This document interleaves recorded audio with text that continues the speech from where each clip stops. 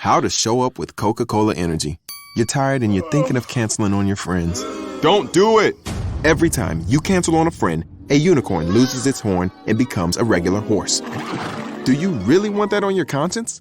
Instead, grab an ice-cold can of Coca-Cola Energy with delicious Coke taste and reinvigorating energy. Keep the unicorns alive! Show up every day with Coca-Cola Energy. Energy you want, taste you love. This podcast is part of the Big Heads Media Podcast Network. Go to bigheadsmedia.com for more great podcasts. I want to extend a big thank you to my newest patron and fellow armchair detective, Julie Buffett. Your support is really appreciated. This episode contains explicit and adult content. Listener discretion is advised. All cases and stories covered by this podcast are true stories involving real people. The opinions of the host and any interviewees are simply that, opinions. The credibility of any witnesses and what they say is to be determined by the listener. Everyone is presumed innocent until proven otherwise in a court of law. The mail was starting to pile for Gail on the hall table. On Wednesday, there were 2 letters. On Thursday, there was a small parcel and some small mail. But none of the items were picked up. This was odd. Gail always picked up her mail. She was supposed to be at work but hadn't showed up there either. Her work called her landlord asking if he knew where she was. Gerry, her landlord, said he would check on her apartment as she also hadn't picked up her mail. He went upstairs, and as he knocked on Gail's door, it swung open, revealing a crime that will be forever engraved in Gerry's mind. This is episode 18, Small Town Girl, Gail Ryan's story.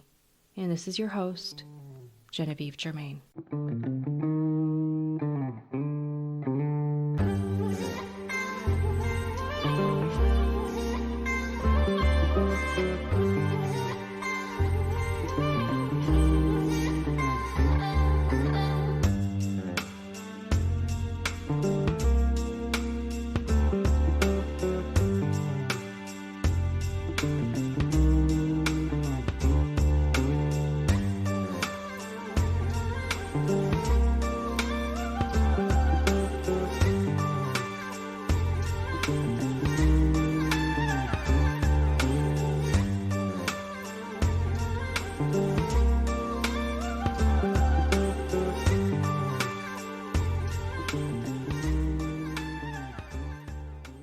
Just a few items about this podcast.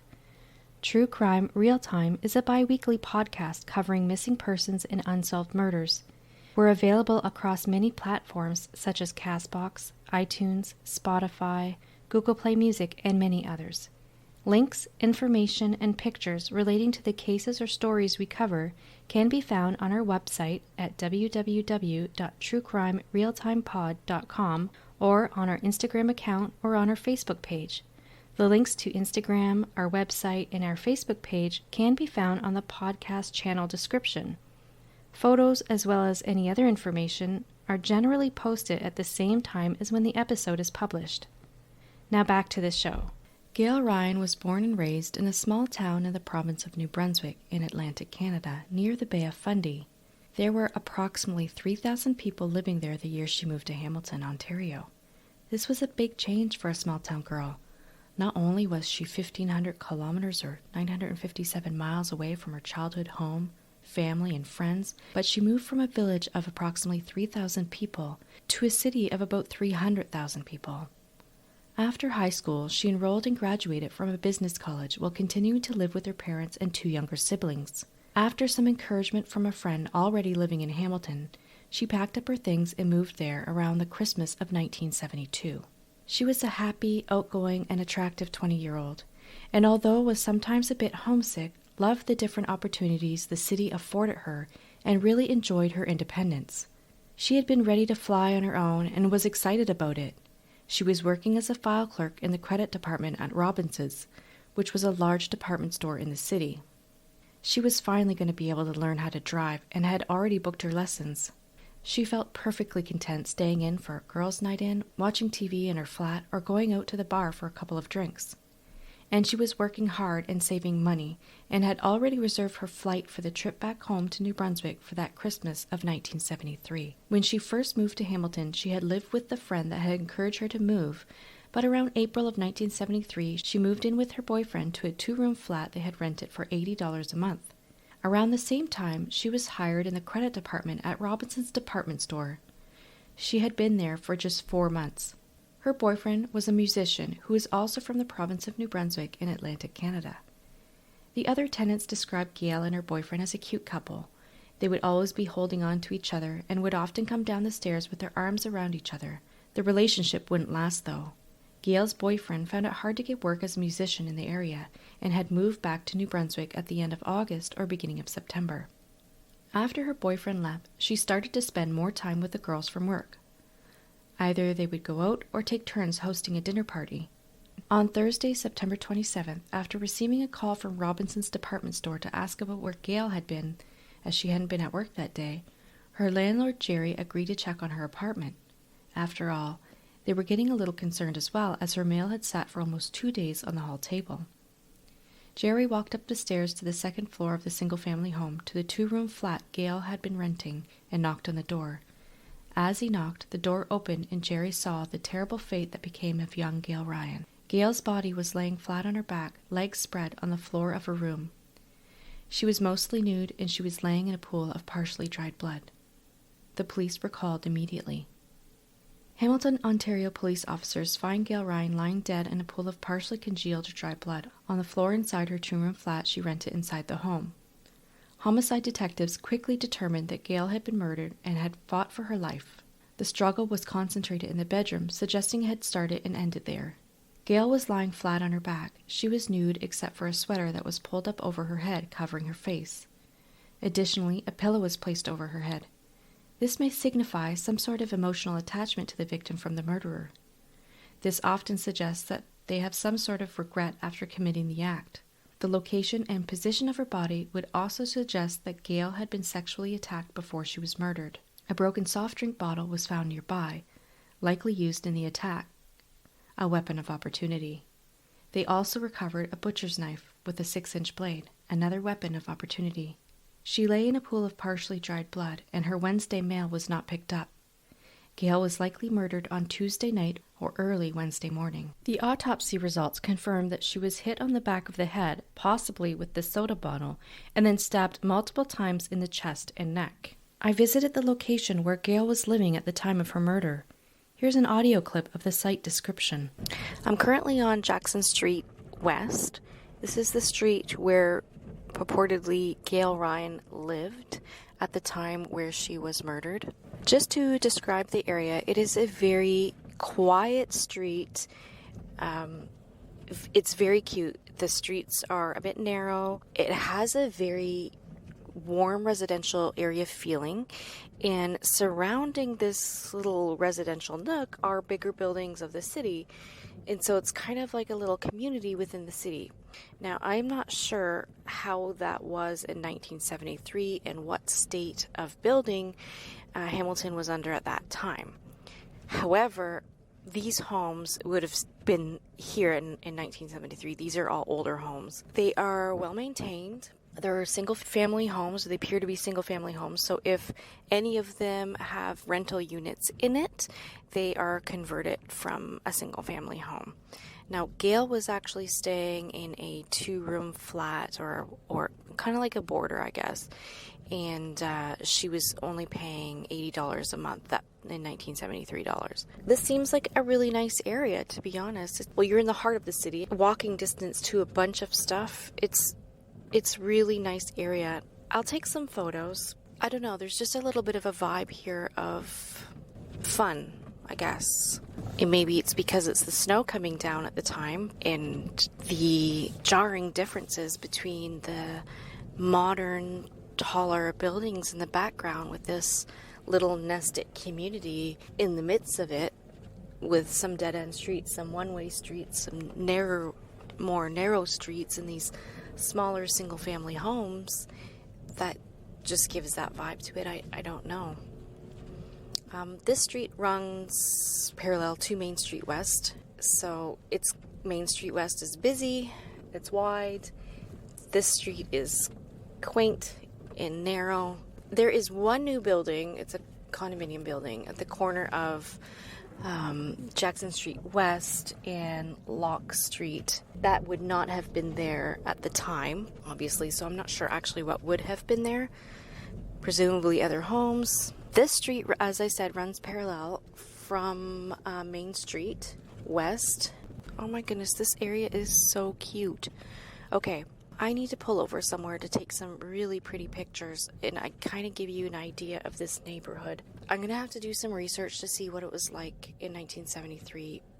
I don't know what the apartment was like. I'm assuming very small. Think bachelor pad. Like you have a pull-out sofa maybe that you use as your bed and also / you can have as a living room and then shared like a kitchenette or a shared kitchen downstairs. I think it's more like a border roomer kind of. Anyway, I'm going to take some photos of this general area. As a young girl coming from a smaller province, and this is where Gail and I have something in common, and I can really connect to her because we are both from a smaller province. We are both from the same province, actually. Gail is from New Brunswick. I'm also from New Brunswick. Gail was from a small community in Hampton. I was not from that community, but also came from a small community. And she moved, at the age of 19, 20, wanted to have a little bit of independence. She was ready to move on with her life. Like she was ready to start her life. She had been talking to a friend. Her friend convinced her to come move to Hamilton. She moved here. She got a job right away. She was living with her boyfriend. They broke up because he just couldn't find any work. So the last 3 weeks of her life, she was working here. She was drawing close to her friends at work, the girlfriends at work. This would have been a really cute area to live. It gives you that vibe of community. You're really close. You're in the midst of the city, really. Public transit, walking distance, everything. But you still have that sense of community. And I can draw the same type of feelings and understand the excitement that kind of this area would have brought to her. I, too, am from a very small community in New Brunswick. I moved to Toronto when I was just 19. It was for school. I switched universities. I was ready to start a new life too, and just an adventure, I guess, to experience life that I have not experienced before. And I also gravitated towards these types of areas. I rented a lot of apartments or units inside homes that were converted. They had the landlord was the homeowner and they converted the basement, let's just say, as an apartment or whatnot, what have you. And those are the types of place that I gravitated towards as well in lieu of buildings, which is kind of where she was. So this one kind of hits home for me because she was a very young girl starting out on her own. She really missed her family, and I can attest to that. Moving here with not anybody, that she didn't know anybody, and other than she had her boyfriend who left. She was only in Ontario for not even a year. She was gonna go home for Christmas, and I think her family was gonna try to convince her to move back home, to move back to New Brunswick before she was murdered, which is a really sad story. It's very difficult to say which one of these houses she would have had her apartment in or her flat, because none of the articles or the police information give the exact address. However, there is a grainy photo that I can go by, extremely grainy, from 1973, that gives you a partial view of the front of the home or the house. Based on this, I've narrowed it down to about 4 different potential homes. So I will do my best to take some photos of that, and then we'll see if we can find any other news articles that could potentially narrow it down further. However, the purpose of the site visit isn't necessarily to see the exact location of death.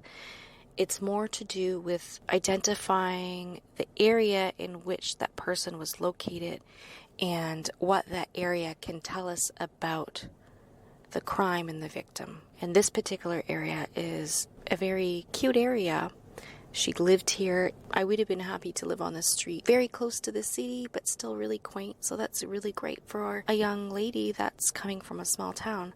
It feels safe. It feels safe now in 2020. I'm sure it was probably the same feeling in 1973. The city would have been a lot smaller then, but I still think that it would have given that same vibe. I would like to extend a thank you to Best Fiends for working with me on this episode of True Crime Real Time. I know I've talked about the casual puzzle game Best Fiends before, but this game really is a must-play for me. And with a 5-star rating on Apple and Google Play, I'm not surprised. Best Fiends is a puzzle game that has a really cute story and engages your brain as you solve challenging and fun puzzles on all these different levels, which helps keep my mind sharp and ready for research. One of the best features is that you can virtually play it anywhere, since no internet connection is needed. This is great for those moments when you're on a plane or traveling by subway or metro, which is fantastic news for me because I need to fly to Alberta and then Quebec really soon. Not to mention that it's a casual game and anyone can play it. Plus, it's really fun. The great thing about this game is you can just pick it up and play a few rounds between errands. Just the other day, I snuck in a few rounds while waiting in line at the grocery store instead of my usual staring off into space or reading the ingredients on the back of gum packages. All these little moments add up, and I'm already at level 75. This game is also visually stimulating with its bright colors and cute characters, and Best Fiends treats the game like a service for their players as they update the game monthly with new levels and events. It's a great game to engage your brain with fun puzzles. And did I mention you get to collect a ton of cute characters? Trust me, with over 100 million downloads, this 5-star rated mobile puzzle game is a must. Download Best Fiends free on the Apple App Store or Google Play. That's friends without the R, Best Fiends. And as a February special, I want to extend a big thank you to Ballsy for partnering with me on this episode of True Crime Real Time. Do you have a Mr. Incredibles in your life? Want to make him feel special this Valentine's Day but only have lame ideas? I've been there. Why not make him feel special and get him something for his man parts? With fun products like ball wash, sack spray, and nut rub, he can be confident and fresh. Perfect for travel to hot climates or after a vigorous workout. And you don't have to worry about scary chemicals near those jewels because there's no such bullshit in these items. They're laced with essential oils and plant extracts. The Nuts About You gift set is the perfect complete care for the boys option. The gift set includes ball wash and activated charcoal wash, nut rub, a long-lasting cologne for that below-the-belt man purse that'll have him covered for a long night out, or in, and sack spray, a portable deodorizing spray to freshen up when he's on the go. The promotional price for this gift set is $45, and as a True Crime Real-Time listener, you'll get an additional 20% off with promotional code REAL20. That's REAL 20. So head on over to ballwash.com and grab a package today for your Mr. Incredibles and help him give his balls the attention they deserve.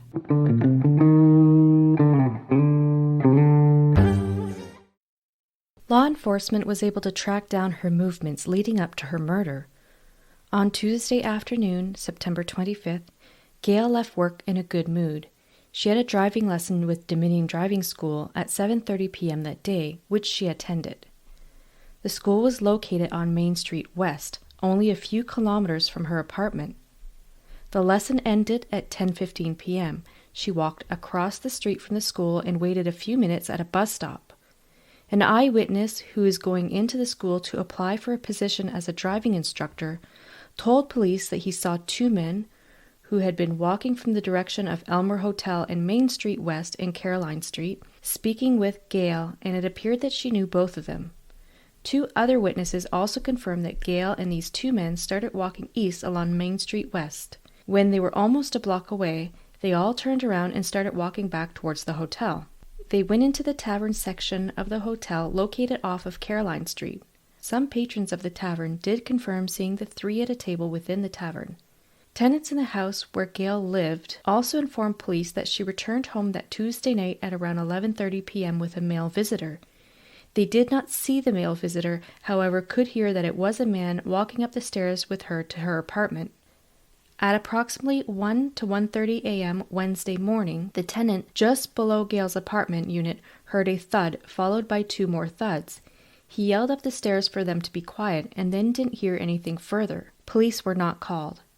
It is believed that this is the moment that Gail was sexually attacked and murdered. Gail didn't show up for work on Wednesday, and as her brutalized body lay on the floor of her room, her parents received a letter from her telling them she missed them all, but she was doing fine and doing well. The 2 men seen with Gail on Tuesday night were described as both being in their 20s. Both were wearing blue jeans and had long hair. One was wearing a t-shirt and the other a jacket. On the subject, Acting Staff Inspector George Frid told a Hamilton Spectator reporter at the time, quote, "We feel certain the men know we are looking for them. They're either involved in the slaying or are afraid of being accused," end quote. A sketch artist was commissioned to complete a composite sketch of the 2 men. However, only one was published in the local paper. The sketch accompanied a small article indicating that the man was wanted for questioning with regards to Gail's case. He had visited Gail 3 times in the week before she was murdered. His last confirmed visit was on the Monday before she was murdered. He was described as being 6'2", weighing 210 pounds, between the ages of 23 and 25. He was also described as being neat and clean with long blonde hair, good-looking and strongly built. I've uploaded a copy of the composite sketch to the Instagram account, and it will be in the crime article on the True Crime Real-Time website for Gail. I'll let you judge how beneficial the composite sketch would have been. Miraculously, a few tips did come through, but none of them panned out. She was sexually assaulted, hit, and stabbed. Her face was covered by a sweater and a pillow, which may signify some sort of emotional attachment, where they're regretful of being caught or facing the consequences of their actions. Evidence was left at the scene. There was no forced entry. Weapons of opportunity were used. This would point to a man who knew the victim and possibly had a positive relationship with her, but that had gone bad. A man who was young and inexperienced in crime. Who is this ruthless killer, and is he hiding in plain sight? The case is cold now, and has likely been barely touched in the 46 years since the murder took place. The Hamilton Police do not have a cold case unit. It's just not in their budget. In fact, it seems as though they can use more resources, officers. The cases are assigned to the homicide detectives in the major crime unit, but newer and more pressing cases always take priority. Even when trying to gather information on this case, they simply couldn't help. It would require the assigned detective to re-review the entire file, taking needed time away from the new cases that are constantly coming in, to be able to familiarize themselves with the case in order to be able to answer questions such as, were there any fingerprints or DNA found on the glass bottle or the butcher knife? Was a rape kit completed during the autopsy on Gail? And was viable DNA obtained? Do they have any current viable DNA from the crime scene? And if so, when was the last time the DNA was run through the database to look for matches? Or if there is a fingerprint, when was that last run through? Is the male from the composite sketch believed to be one of the males seen with Gail on the Tuesday night on Main Street West and at the tavern? Were the 2 males seen with Gail at the tavern ever located? Are there any other composite sketches or updated composite sketches completed? I was told they simply do not have enough resources, and it would seem that due to lack of resources, these cold cases get pushed to the back of the pile and basically collect dust. In the meantime, the families still don't have answers, and there is no justice for Gail. Law enforcement would like to have a cold case unit that could be dedicated to these cases, but it's simply not in the budget. The original $2,000 reward through Crime Stoppers is still in effect. Anyone with information into the assault and murder of Gail Ryan, especially or specifically around the identity of the young man who had visited her 3 times in the week before her death, at this point he would be between the ages of 69 to 73, please contact the Major Crime Unit with the Hamilton Police at 905-546-3829, or if you wish to remain anonymous, contact Crime Stoppers at 1-800-222-TIPS, that's 1-800-222-8477, or alternatively, your tip can be made online by visiting crimestoppershamilton.com, and remember, your IP address is blocked. This brings us to the end of Gail Ryan's story. I hope you'll join me next time as we cover the case of Catherine Dow. Catherine was a retired nurse. She was murdered in her home, and the murderer set fire to the home to try to cover up the crime and to remove evidence.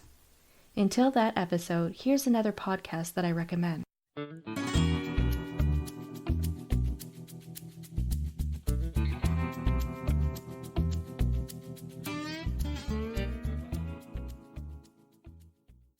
Hello, true crime friends. I am Teri Dusold, the host of True Crime and Wine Time, a podcast where I cover many types of true crimes while enjoying wine time. I cover everything from missing persons, serial killers, art thefts, and many gruesome crimes that other podcasts shy away from. Join me for some true crime and wine time.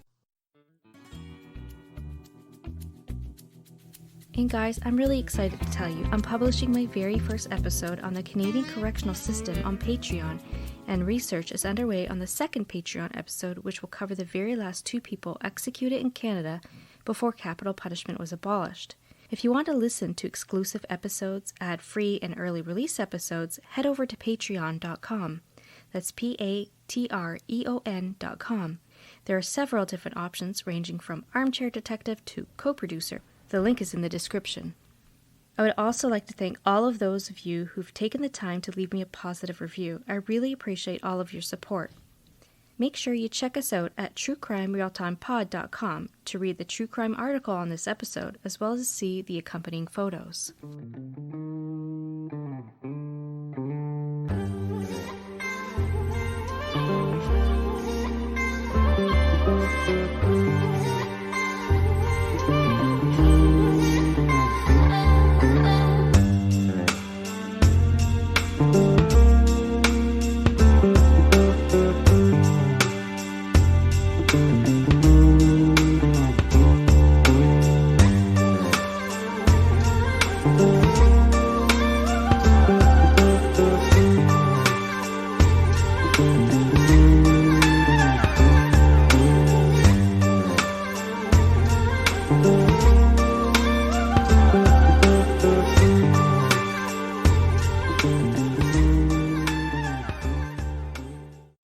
This is no ordinary sub shop. This is Firehouse Subs. Welcome to Firehouse! Tired of overpriced lunches that underdeliver on flavor? Head to Firehouse Subs, where for a limited time you can get a $4.99 choice sub. Choose from a medium smoked turkey, Virginia honey ham, or roast beef. They're custom-made hot subs at a price ready-made to make you smile. Just $4.99, only at Firehouse Subs. Enjoy more subs, save more lives. Participating locations plus tax, limited time offer. Prices may vary for delivery. How to show up with Coca-Cola Energy. You're tired and you're thinking of canceling on your friends. Don't do it! Every time you cancel on a friend, a unicorn loses its horn and becomes a regular horse. Do you really want that on your conscience? Instead, grab an ice-cold can of Coca-Cola Energy with delicious Coke taste and reinvigorating energy. Keep the unicorns alive! Show up every day with Coca-Cola Energy. Energy you want, taste you love.